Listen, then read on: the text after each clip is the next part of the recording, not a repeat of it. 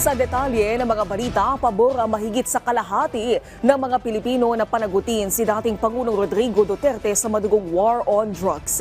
Ito ang lumabas sa pinakahuling survey ng social weather stations.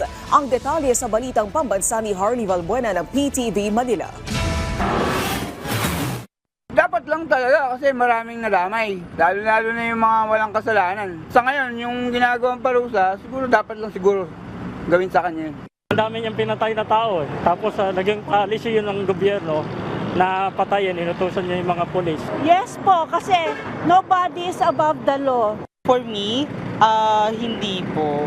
Kasi nung nakaupo po si President Duterte, marami din po talaga yung nagawa niya. Magkakaiba ang reaksyon ng taong bayan sa pagkakaaresto kay dating Pangulong Rodrigo Duterte dahil sa kasong crimes against humanity sa International Criminal Court. Pero ayon sa survey ng social weather stations, mahigit kalahati ng mga Pilipino o 51% ang pabor na mapanagot ang dating Pangulo. 25% ang disagree o hindi sangayon, habang 14% ang undecided.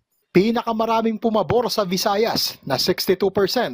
Habang 45% sa Metro Manila ang pabor na mapanagot ang dating Pangulo. Pinuri naman ng Malacanang ang resulta ng survey.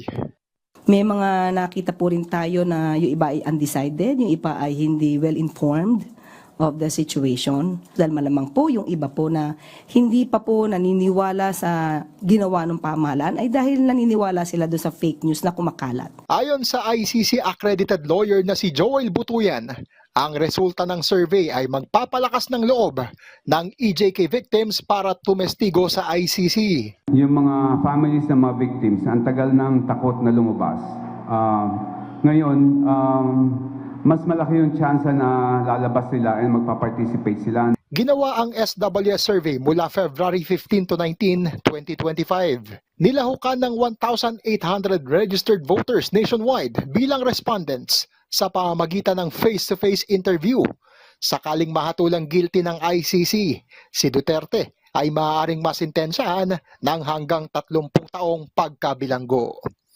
Mula PTV, Harley Valbuena para sa Balitang Pambansa.